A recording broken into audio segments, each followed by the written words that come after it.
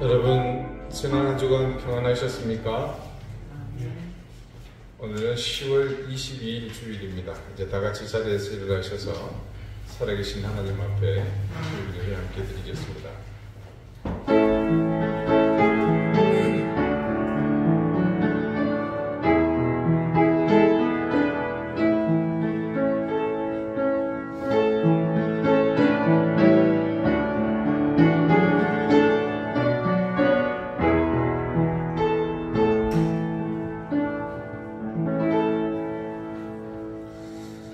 부와 귀가 주께로 말미암고 또 주는 만물의 주제가 되사 손에 권세와 능력이 있사오니 모든 사람을 크게 하심과 강하게 하심이 주의 손에 있나이다.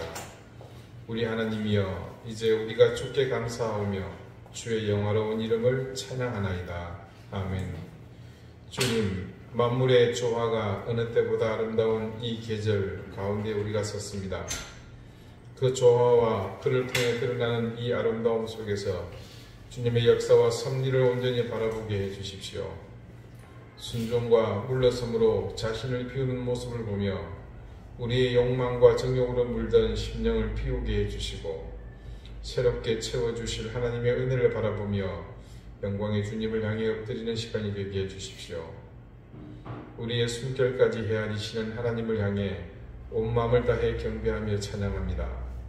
이 예배를 통해 영광을 받으시며 무지한 우리에게 더욱 큰 은혜와 깨달음으로 역사해 주십시오. 예수 그리스도 이름으로 기원하옵나이다. 아멘. 사장 함께 찬송하겠습니다.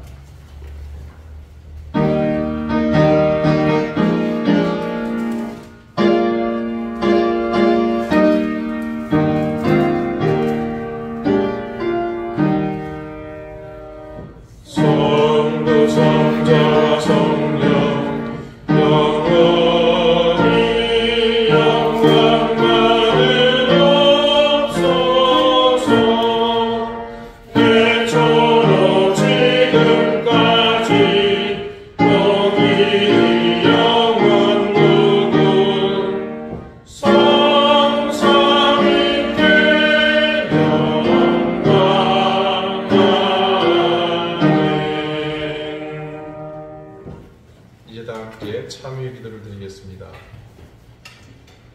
거룩하신 여호와 하나님, 한 주 전 우리는 이 시간에 참담한 마음으로 하나님 앞에 자비와 긍휼을 구하는 기도를 드렸습니다. 그리고 이 세상에서 더는 죄의 종이 되고 싶지 않아 발버둥치며 몸부림쳤습니다. 하지만 여전히 우리는 한계에 부닥쳤고 그 한계를 부인할 수 없었습니다. 욕심의 미혹으로 말씀을 잃어버리고 시시각각으로 다가오는 염려와 근심으로 기도해야 할 의지를 상실했습니다.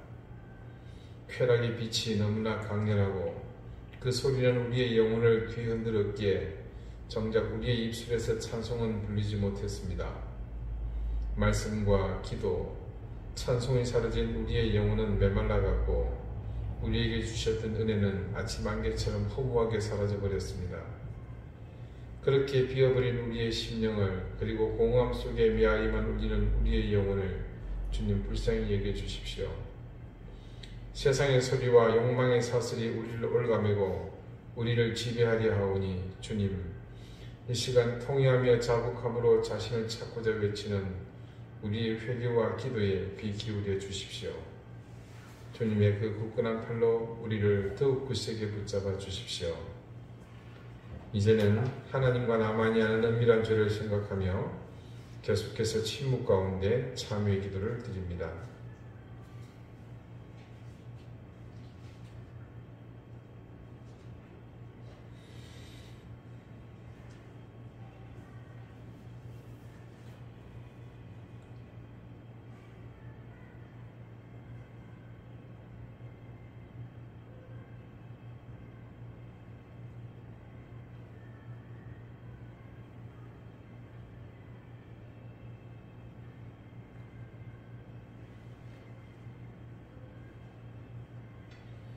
하나님께서는 자신의 부끄러운 죄를 솔직하게 고백하는 사람들에게 말씀하십니다. 여호와의 말씀이니라. 그날 그때에는 이스라엘의 죄악을 찾을지라도 없겠고 유다의 죄를 찾을지라도 찾아내지 못하리니 이는 내가 남긴 자를 용서할 것임이라. 아멘. 이제는 사도신경으로 우리의 신앙을 고백하오니 나는 전능하신 아버지 하나님 천지의 창조주를 믿습니다. 나는 그의 유일하신 아들 우리 주 예수 그리스도를 믿습니다. 그는 성령으로 잉태되어 동정녀 마리아에게서 나시고 본디오 빌라도에게 고난을 받아 십자가에 못 박혀 죽으시고 장사된 지 사흘 만에 죽은 자 가운데서 다시 살아나셨으며 하늘에 오르시어 전능하신 아버지 하나님 우편에 앉아 계시다가 거기로부터 살아있는 자와 죽은 자를 심판하러 오십니다.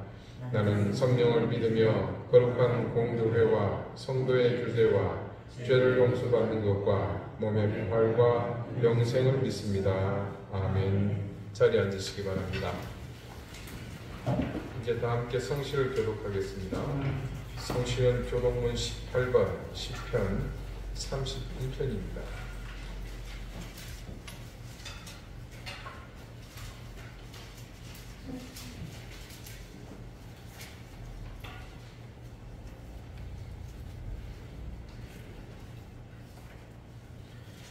여호와여, 내가 주께 피하오니 나를 영원히 부끄럽게 하지 마시고 주의 공의로 나를 건지소서.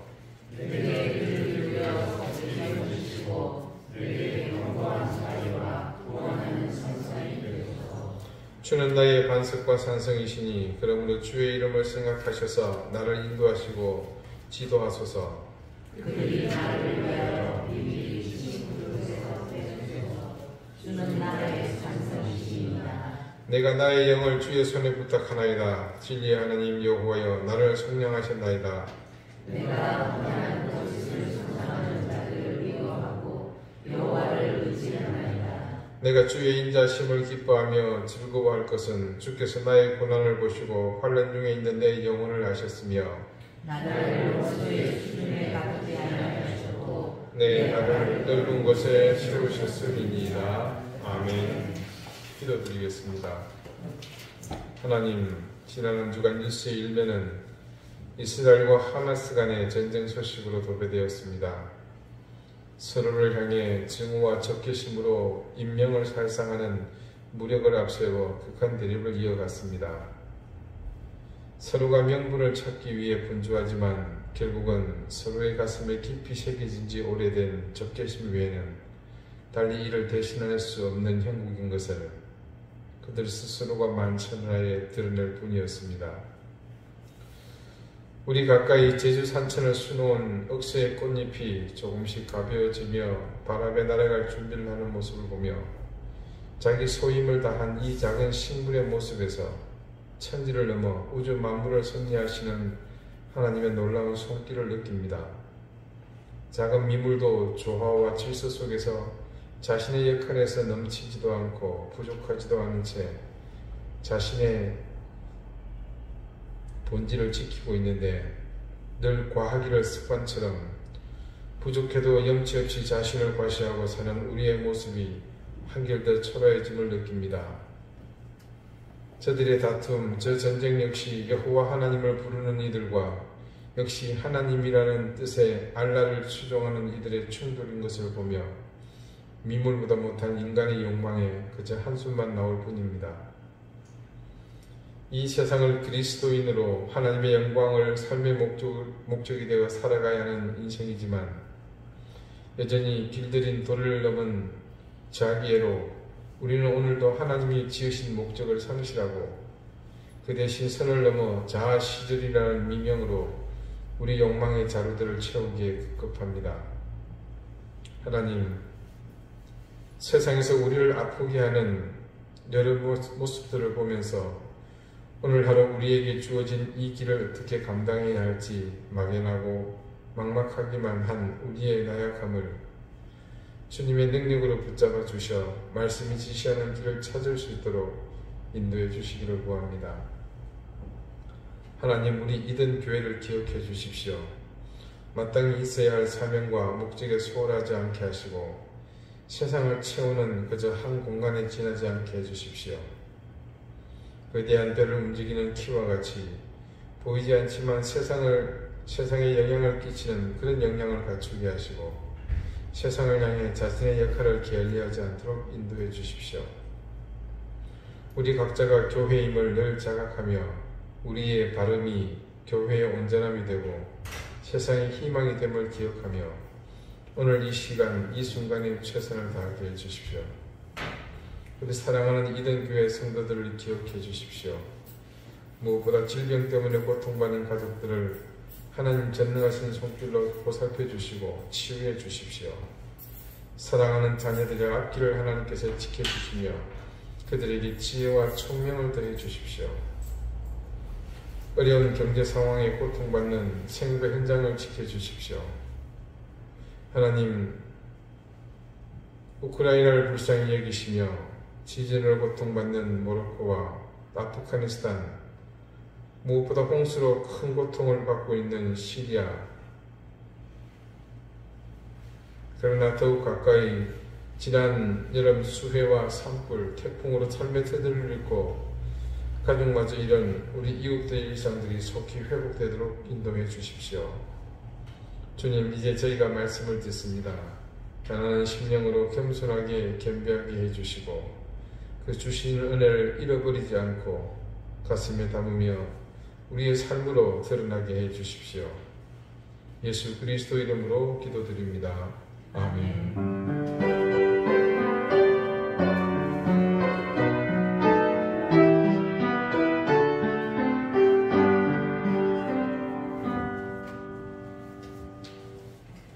26장 함께 찬송하겠습니다.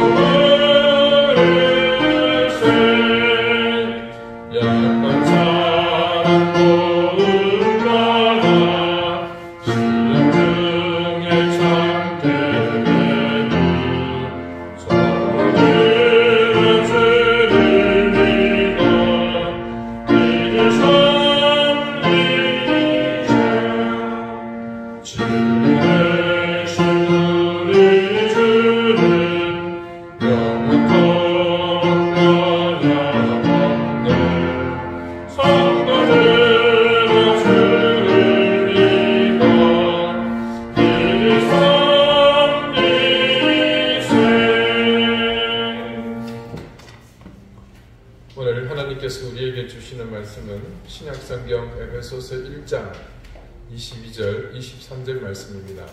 신약 310쪽입니다.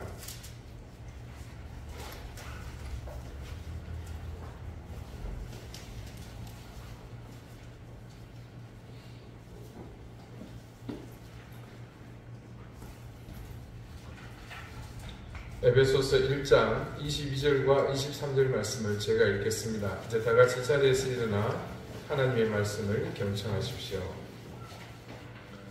또 만물을 그의 발 아래 복종하게 하시는 그를 만물 위에 교회의 머리로 삼으셨느니라. 교회는 그의 몸이니 만물 안에서 만물을 충만하게 하시는 이의 충만함이니라. 아멘. 자리에 앉으시기 바랍니다. 하나님께서 이 말씀으로 우리에게 은혜 주시기를 원합니다. 오늘 본문 말씀 중 우리말 충만에 해당하는 헬라어 플레레오메 노우는 그 원형이 플레로입니다. 그 뜻을 찾아보면 오늘 본문에 있는 것처럼 충만을 뜻하는 채운다는 뜻도 있지만 영어의 complete와 같은 완성하다는 의미도 있습니다. 충만은 분명 그 의미상 어떤 상태를 가리키는 말입니다. 예를 들어 물병에 물이 가득 들어있으면 그것은 물이 충만한 것을 말합니다. 지금 결실기를 맞은 가을의 들판을 가보면 온통 잘 익은 곡식들로 가득 채워진 것을 볼 수 있습니다. 그것 역시 충만이라고 말할 수 있습니다. 충만은 의미 자체가 가득한 상태를 말하지만 그것이 그 상태가 되기까지는 과정이 필요합니다. 물병이 충만한 것은 처음부터 물이 가득 담긴 물병이 하늘에서 뚝 떨어진 것이 아닙니다. 그 충만에 이르는 과정이 있었습니다. 누군가 주전자에 혹은 양푼에 물을 받아서 그 물병에 조심스럽게 물을 흘리지 않도록 조금씩 붓는 과정이 먼저 있지 않았겠습니까? 혹시 그것이 아니라면 요즘은 그런 일을 거의 해본 적이 없습니다만은 예전 같으면 큰 물동이에다가 물병을 넣고 어떻게 합니까? 기울이죠. 그러면 하면서 물이 차겠죠. 네. 그런 과정들이 있었다는 겁니다. 들판에 무르익은 곡식이 충만하기까지도 마찬가지입니다. 온갖 과정들이 그 가운데 있었다는 사실을 우리가 바라보고 있는 그 충만은 우리에게 말해줍니다. 농부의 수고, 요즘은 기계가 다 합니다만은 아무튼 땀 흘림이 있었습니다. 그리고 자라는 그 곡식에게 비료와 또 거름을 주고 물을 주고 여러 가지 늦거나 이르지 않도록 식물의 모든 것을 공급해 주어야 했습니다. 어디 그뿐이겠습니까? 하나님은 그냥 넉넉고 바람만 보셨겠습니까? 농사 짓는 사람, 그 작물을 심고 가꾸는 이의 수고가 헛되지 않도록 햇빛을 내려주셨고 비를 내려주셨습니다. 그리고 필요한 바람과 다른 모든 인간이 얻을 수 없는 혹은 공급할 수 없는 그 외의 것을 하나님은 공급해 주셨습니다. 결국 가을 벌판을 온통 누렇게 물들인 이 모든 결실은 단지 충만이라는 가을을 특정하는 색깔 하나만으로, 상징적인 단어 하나만으로 규정할 수 있는 것이 절대 아니라는 말입니다. 그 가을의 결실로 충만해지기까지 모든 것이 하나씩 그 자리를 채워가는 겁니다. 제가 누차에 걸쳐 어둠이 몰려가는 과정에 대해서 말씀드린 바가 있습니다. 새벽빛이 서서히 밝아오는 것을 보느라면 여기저기에 빛이 어둠이 잠식했던 것을 조금씩 채워나갑니다. 그렇게 채워지는 것이 점점 넓어지면 마침내 빛이 모든 것을 장악하게 되고 그러면 어둠은 물러나는 것입니다. 어둠을 대신해서 자리를 차지하던 빛이 드디어 마침내 종국에는 더는 채울 곳이 없을 때 그때 어둠이 완전히 물러가는 상태, 빛이 충만한 상태가 되는 겁니다. 이것은 다른 말로 빛의 완성이라고 표현할 수 있습니다. 빛이 충만한 상태, 그것은 곧 빛의 완성이라는 뜻이기도 한 것이죠. 그런 의미에서 가을의 충만함도 마찬가지입니다. 하나씩 가을의 결실이 충만하기까지 필요했던 모든 것이 결국은 모두 채워짐으로 인해 가을의 그 충만함이 종국에는 완성되었다고 보는 것입니다. 그런 의미에서 보자면 우리 인생도 마찬가지입니다. 우리에게 허락한 그 생이 우리가 살아온 세월로 충만해지는 것은 우리가 더 이상 채울 것이 없도록 지금껏 채워온 그 모든 것들이 쌓여진 상태가 아니겠습니까? 한 사람의 세월이 그리고 그의 인생이 충만한 상태, 더 이상 채워지지 않을 때가 오죠. 누구나 피할 수 없는 그때, 이 세상과 이별해야 할 때입니다. 그 순간 개인의 모든 것이 충만해진 상태가 아니겠습니까? 그리고 그 순간이 지나면 그 인생은 남겨진 그 인생은 남은 사람들에 의해서 평가됩니다. 충만해진 그 인생이 평가받는다는 것은 그 충만함이 아니라 바로 그 충만함을 채우고 있는 그 사람의 지난 세월, 살아온 삶의 발자취일 것입니다. 지난 세월, 그리고 그 가운데 채워진 삶의 자취들이 모이고 쌓여서 그 사람의 인생을 충만하게 하고 좋은 의미든 나쁜 의미든 그 사람의 인생을 완성하는 것 아니겠습니까? 학교에 입학하면 졸업을 합니다. 초등학교를 입학하고 졸업할 때면 큰 이변이 없는 한 모두 중학교를 진학합니다. 그런데 중학교를 입학하고 졸업할 때는 초등학교를 졸업할 때와는 다른 것이 있습니다. 그것이 뭘까요? 그때는 자신이 공부한 3년간의 시간에 대한 평가를 받습니다. 고등학교를 졸업할 때는 그 사실이 더욱 분명하게 구분이 되죠. 3년 동안의 학업에 따라 어떻게 보면 자신의 인생에서 처음으로 그 명운이 걸린 인생의 방향이 설정되는 경험을 합니다. 대학이 뭐길래? 중학교, 고등학교, 대학교를 졸업하면서 제한된 그 시간에 대해 인생의 충만을 그렇게 경험합니다. 중학교 3년, 고등학교 3년, 대학 생활을 통해 완성된 자신. 그 완성은 자신에게 충만한 그것으로 만들어집니다. 하지만 인생 전체를 놓고 보면 또 그것은 다른 문제입니다. 학창시절은 그저 몇 년간의 짧은 시간을 통해 경험하며 그 실패한 것을 다시 회복하고 극복하여 다른 인생을 살 수가 있습니다. 그러나 인생은 어떻습니까? 영원할 것 같은 그 시간은 사실 이미 정해진 한계가 있었습니다. 스스로는 기대하지도 바라지도 않았을지 모르나 자신은 영원하다고 생각했지만 사실은 유한한 그 시간에 자신의 인생을 무엇으로 채우느냐에 따라 그 인생은 자신에 의해 충만해진 것에서 더 이상 벗어날 수 없습니다. 결국 내 인생이 내가 살아온 것으로 충만해지면 그때 우리 인생의 유한한 그 시간을 통해 완성된 나는 내가 그토록 원하고 소망하는 내가 아니라 내가 살아온 그 내 삶의 궤적으로 만들어진 그런 내가 되는 것 아니겠습니까? 그런 의미에서 우리의 신앙도 마찬가지라고 생각합니다. 하루하루 우리가 하나님 앞에서 어떻게 말씀을 따라서 살았는지 말씀의 기준으로 평가하여 구분되는 그 삶이 우리 신앙 아니겠습니까? 오랫동안 신앙생활한 사람들이 범하는 무가 있습니다. 그것은 짐작하시겠지만 자신이 의도하지 않게 나타나고 있는 현재의 모습에 대해서 너무 무책임하다는 겁니다. 자기 모습은 모두가 자기 삶의 결과물일 뿐입니다. 아무리 거룩한 것처럼 포장하고 웃는 모습으로 가장할 수 있을지 모르지만 내면에 충만한 것은 자기 의지로 감추거나 벗어버릴 수 없습니다.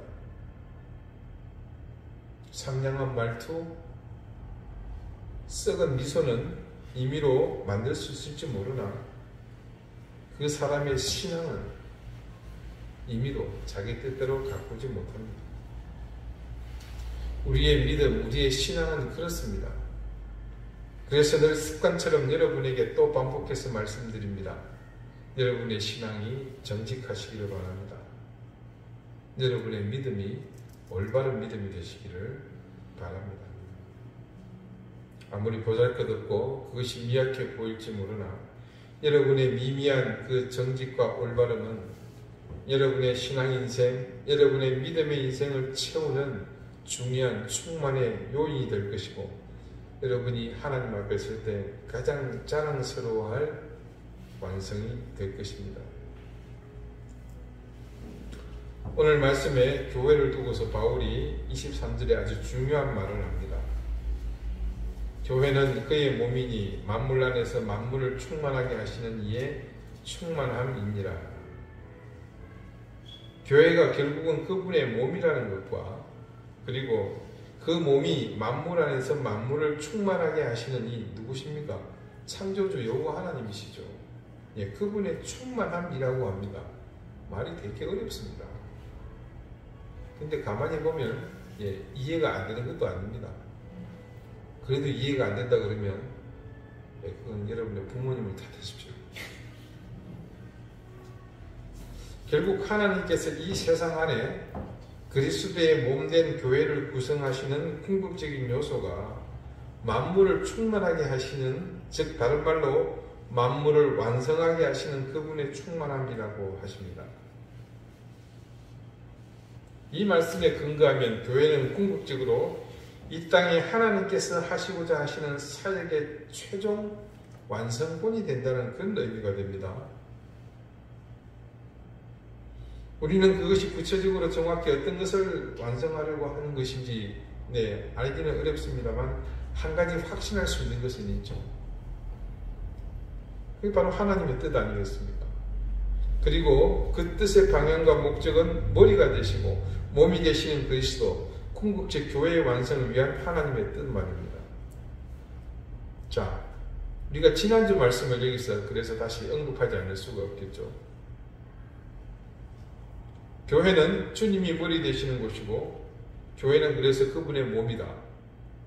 자, 이 명제를 두고 한번 곰곰이 생각해 봅시다.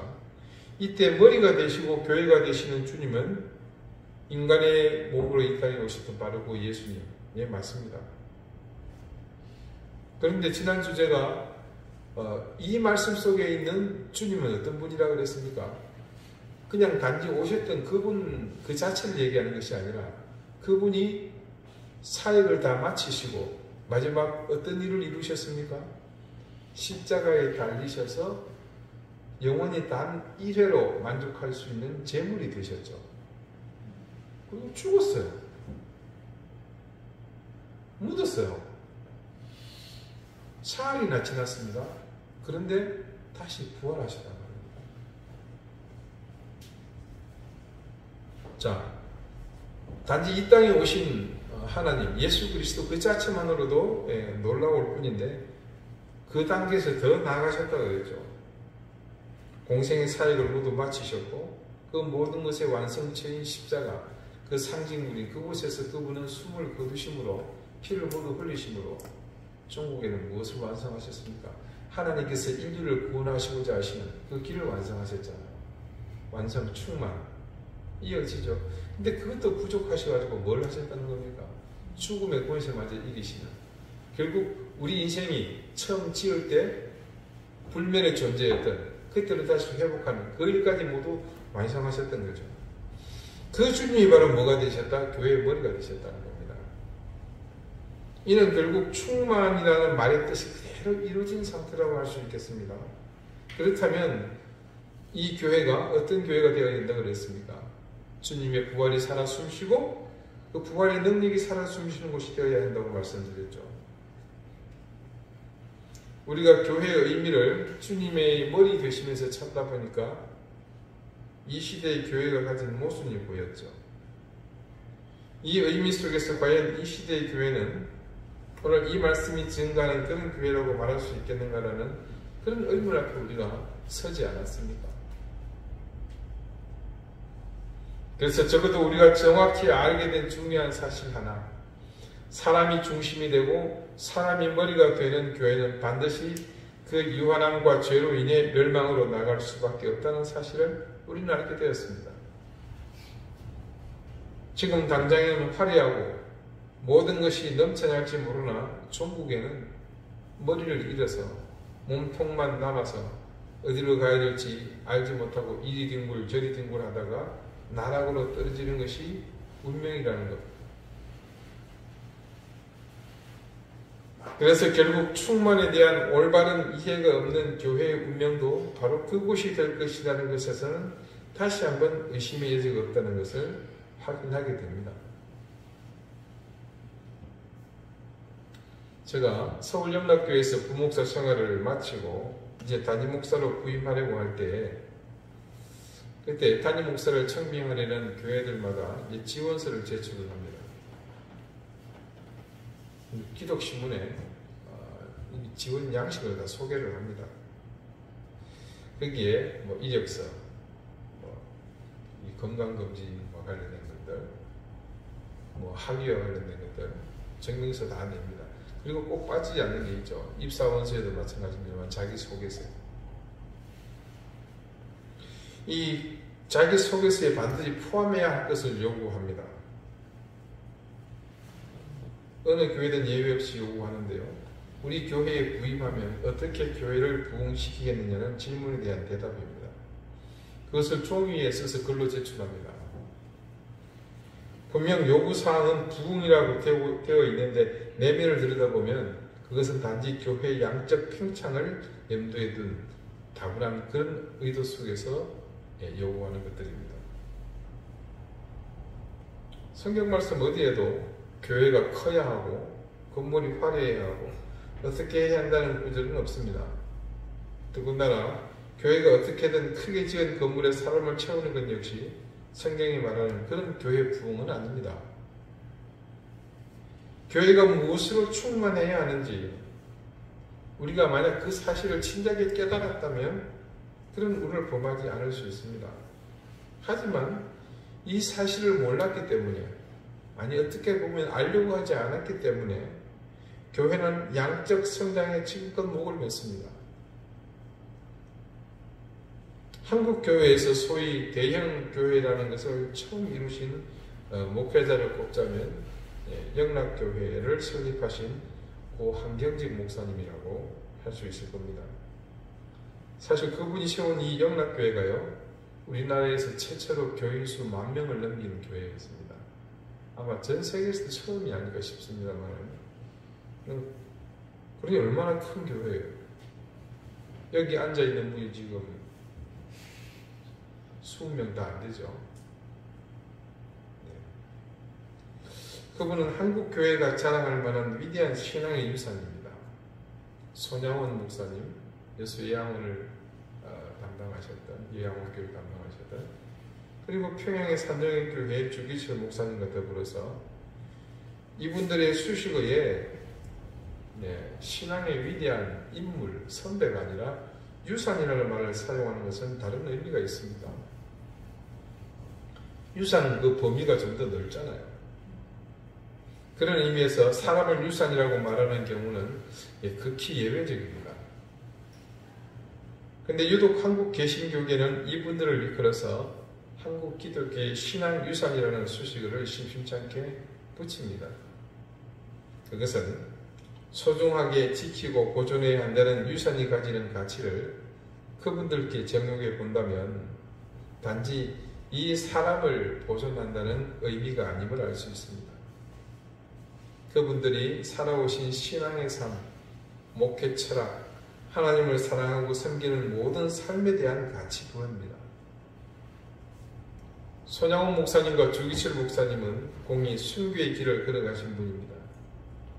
그때는 한국 교회가 세계에 알려지기 이전이었기에 그분들의 그런 삶이 세계 기독교에 크게 조명되지 않았지만 한경직 목사님은 사정이 좀 달랐습니다.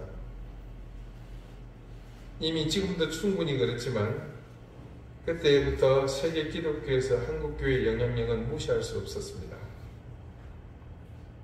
이게 여러분, 우리는 잘 모르겠지만요, 전 세계에서 가장 큰 개신교를 이렇게 순위를 매기면요, 1위 여의도 순복음교회, 2위 주한교회, 명성교회, 3위 주한교회, 4위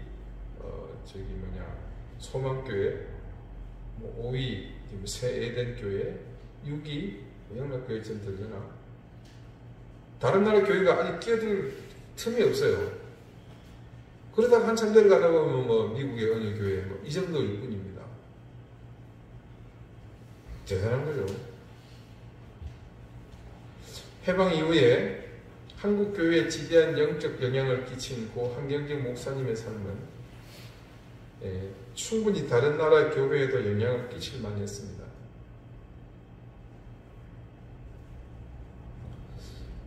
노벨상에 없는 분야가 하나 있습니다. 이게 종교계예요. 그래서 템플턴 경이 무조건 그것을 위해서 자기가 만들었어요.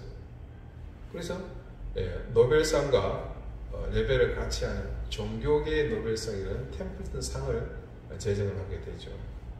여러분 그 마더 테레사 같은 분, 솔제니친 같은 그런 사람들이 이 상을 받습니다. 이 동양에서는 유일무이하게 한경직 목사님 그 상을 수상하게 되죠. 맹목적으로는 한경직 목사님 개인의 영예지만 결과적으로는 한국 교회의 영광이요 자랑이 아닐 수 없습니다. 대단한 분이죠. 근데 그런 분이 노년에 이런 질문을 받으셨어요. 목사님은 평생에 목회에 성공하셨다고 생각하십니까? 이 질문에 그분은 다음과 같이 대답합니다. 그건 하나님 앞에 가봐야 알겠죠. 제가 성공한 건지 아니면 저기 시골에서 10여 명 앉혀놓고 절 얘기하는 거죠.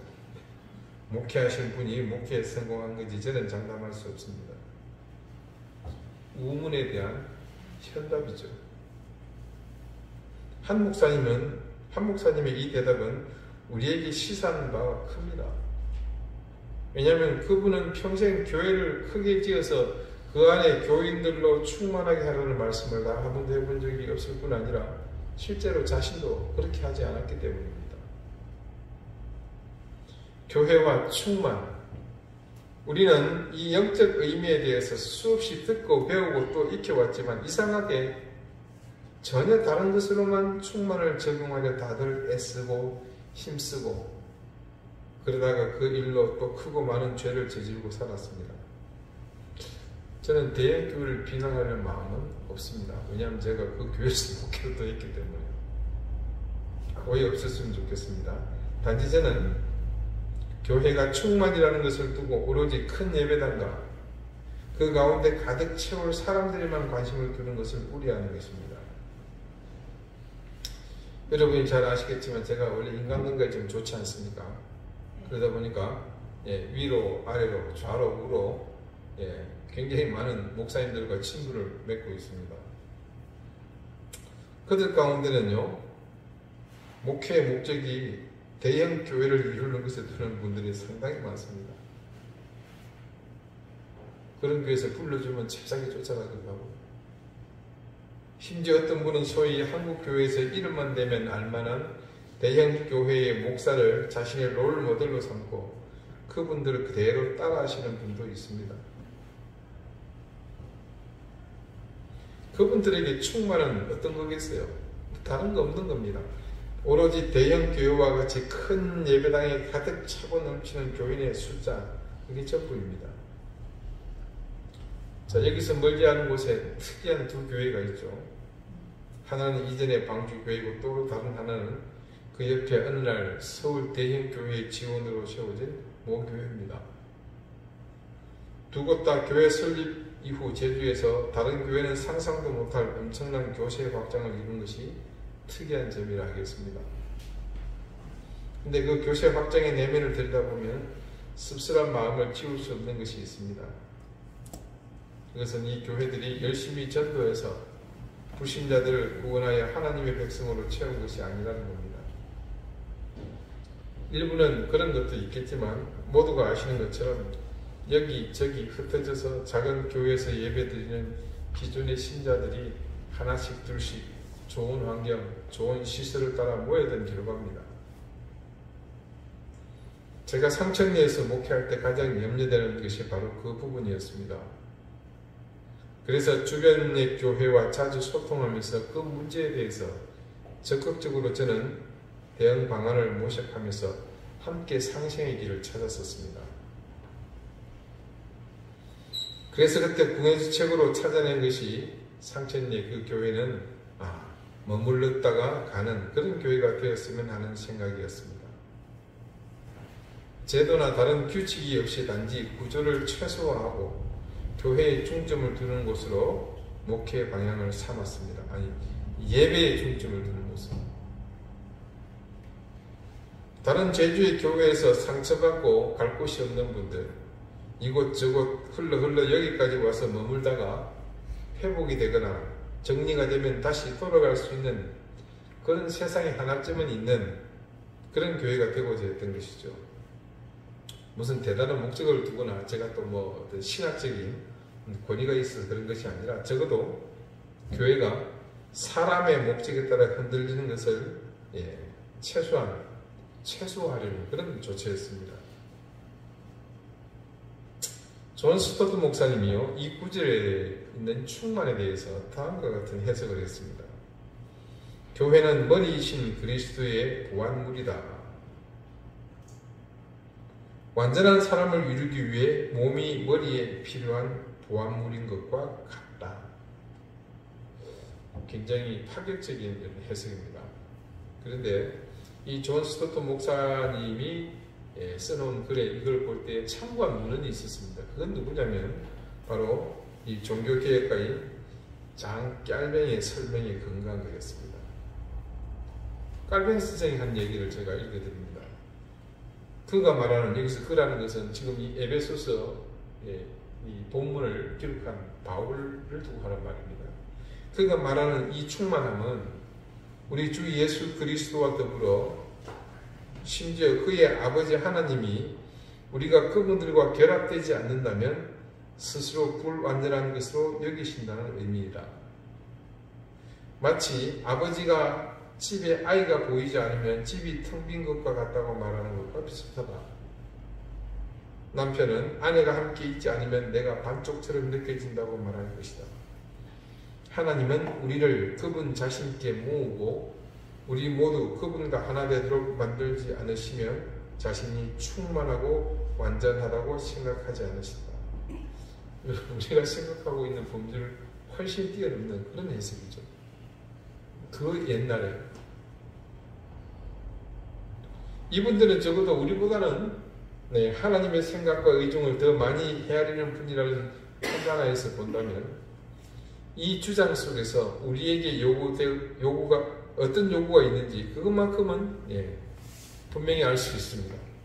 머리가 되신 하나님, 부활하셔서 모든 것을 이루신 부활의 주님이 머리 되시는 교회에 우리가 과연 어떤 몸이 되어야 할 것인가?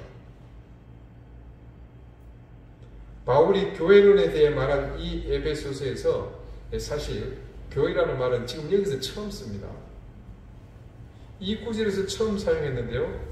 이 교회가 어떤 모습이어야 한다고 했습니까? 머리 대신 예수 그리스도에 부합하는 모습이 되어야 한다.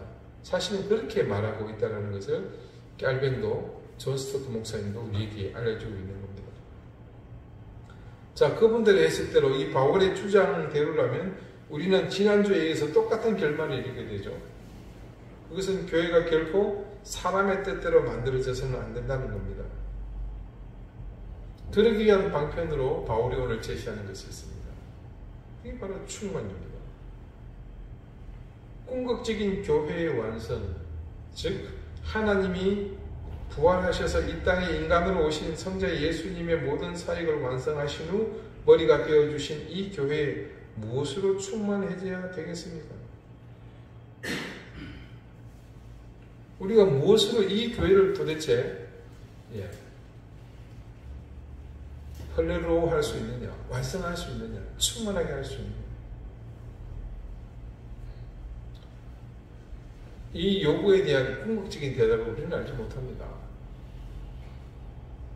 그러나 한 가지 분명히 우리가 장담할 수 있는 것이 있죠. 우리 생각과 판단을 무조건 채워서는 안 되겠구나. 지난주 말씀에서도 우리가 깨달은 바가 있지만 교회가 가진 진정한 의미가 이제껏 우리가 쉽게 생각하고 또 그렇게 알고 있었던 지식과 너무 다르다는 사실입니다. 그러면서 또 깨닫게 되는 것은 안타깝게도 교회를 말씀 속에서 정의하고 있는 그런 교회로 나가지 못하게 막고 있었던 세력이 바로 우리 자신이었다는 것입니다. 물론 이는 사탄의 집요하고도 고도의 전략이라고 밖에는 달리 원인을 설명할 길이 없습니다만 한심한 것은 뭡니까? 늘 경계하고 맞서 싸워야 할 사탄의 도구로 우리가 사용되었다는 것은 너무나 불행한 일입니다. 한국교회 교세가 눈에 띄게 감소하면서 한국교회 위기를 전망하며 벌써 오래전부터 그 점을 지적하고 대안을 제시하기도 하고 무엇보다 각성을 촉구하는 이야기들이 여기저기 있어 왔습니다. 그리고 우리는 그런 우려를 지난번 코로나 사태를 겪으면서 뼈아픈 현실로 맞이해야 했습니다. 여러분, 일제치하에서도요, 그리고 북한 공산집단의 총칼 아래서도 우리 신앙의 선배들은 목숨을 내어놓고 교회를 지켰습니다. 그런데 그런 신앙의 선배들과 달리 우리는 전염병이라는 이 난관을 극복하지 못하고 무너져 버렸습니다. 많은 분들은 이 사태를 코로나 탓으로만 돌리지 않습니다. 저 역시 같은 생각입니다. 이미 오래전부터 보이던 조짐들, 그리고 그런 환경들이 코로나라는 기폭제를 만났을 뿐입니다. 쉽게 말해서 코로나는 핑계일 뿐이었습니다. 그런 면에서 이 시대는 교회의 위기가 분명 맞습니다. 교회의 위기. 근데 이 또한 사실은 문자적으로 보면 잘못된 이해입니다. 그 이유를 우리는 지난주와 이번주에 거쳐서 선포된 말씀 속에서 짐작할 수가 있죠. 2000년 전 교회의 역사에서 부정할 수 없는 중요한 사실 하나. 교회의 머리는 주님이셨다는 것. 그 사실을 정확히 안다면 우리는 결코 주님이 부활하셔서 이 땅을 향한 하나님의 계획을 완성하신 그렇게 충만해지신 교회가 위기의 대상이 될 수 있다 없다? 어떻게 그게 위기의 대상이 될 수가 있겠습니까? 그 자체는 흔들림 없는 겁니다. 그러므로 이는 교회의 위기가 아니라 정확히 어떤 위기인 겁니까? 우리의 위기, 우리의 패망일 뿐입니다. 교회의 위기는 절망이 될 수 없으며 더욱이 멸망은 더더욱 될 수 없습니다. 다만 그것은 또다시 우리에게 새로운 기회일 뿐인 거죠. 교회라는 본질 자체는 절대 위기일 수 없습니다. 단지 몸통인 우리가 머리이신 주님께 어떤 모습으로 채워져야 할지 그것에 대한 문제일 뿐입니다. 우리 사랑하는 이den교회 성도 여러분, 아직 우리 교회는 많은 부분에 있어서 미완의 몸통입니다. 이때 우리가 더 많이 관심을 가지고 주의를 기울여야 할 대상은 머리이신 부활하셔서 지금도 살아 역사하시는 주님이십니다. 우리의 생각과 관심이 우리 안에 머물고 우리 속에 있는 것이 아니라 주님께 집중된다면 우리는 주님이 원하시는 모습으로 가장 교회다운 그런 모습으로 주님께 부합하는 몸통이 될 수 있습니다. 그런 교회가 될 수 있습니다.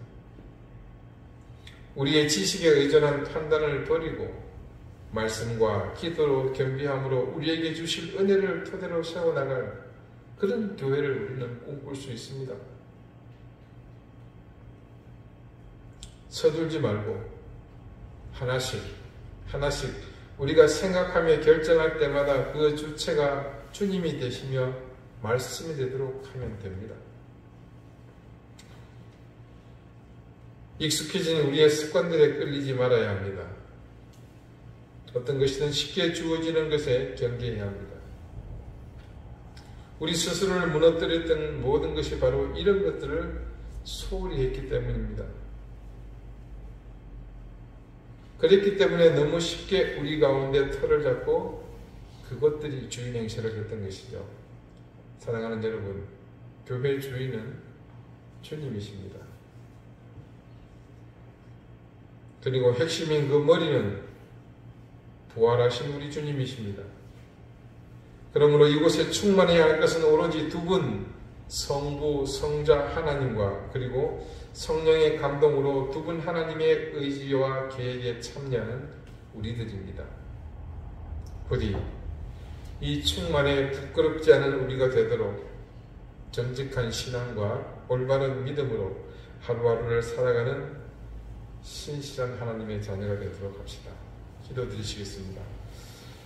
만물 안에서 만물로 교회를 충만케 하시는 하나님, 그 충만의 머리가 바로 이 땅을 향한 하나님의 계획과 그 계획을 이끄는 절대적인 힘, 사랑의 실제이신 부활하신 그리스도이심을 믿습니다.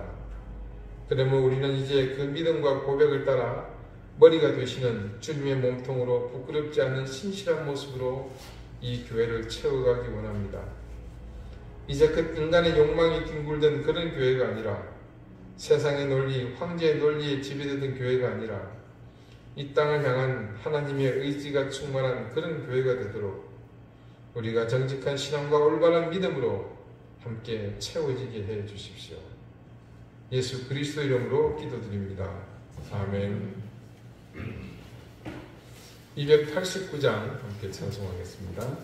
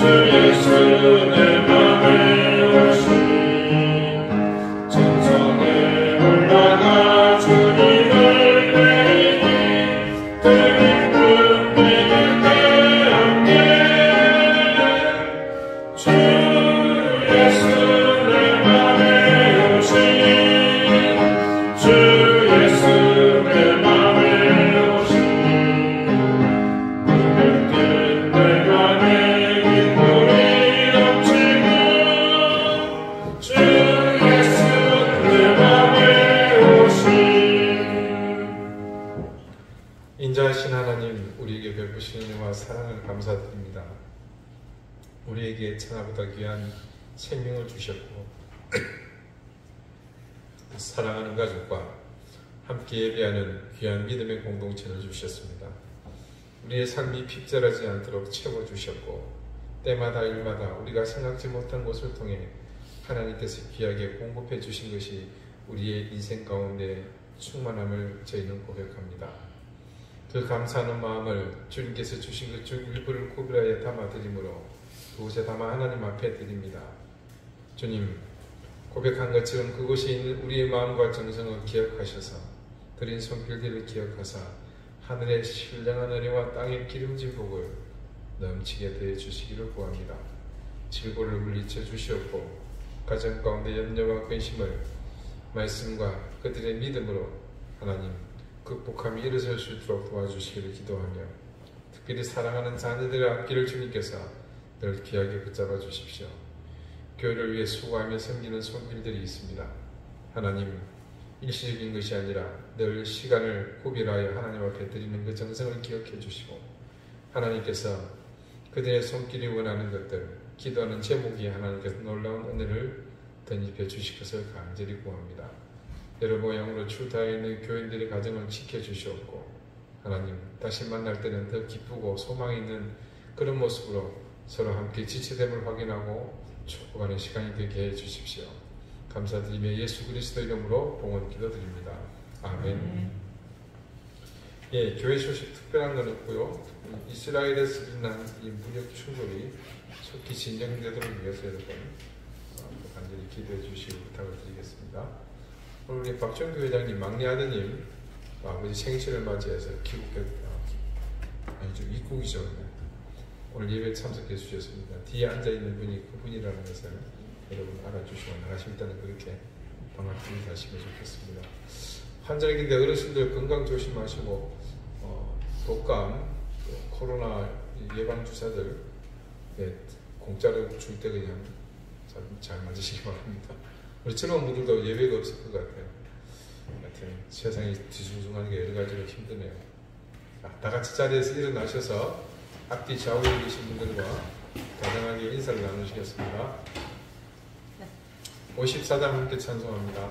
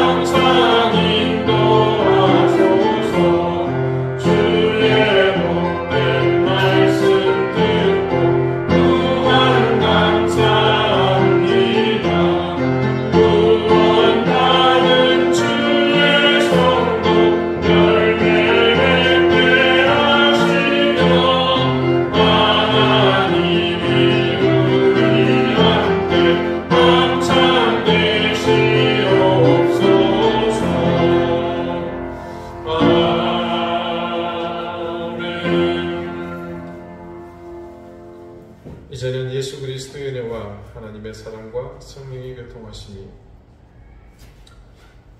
만물 위에 충만하게 하시는 하나님, 그리고 그 충만함을 따라 죽음에서 부활하셔서 완전한 부활의 생명이 되시고 그 능력으로 교회의 머리가 되신 주님, 그 두 분과 가장 잘 어울리는 모습으로 그렇게 교회의 몸통이 되기를 소망하는 우리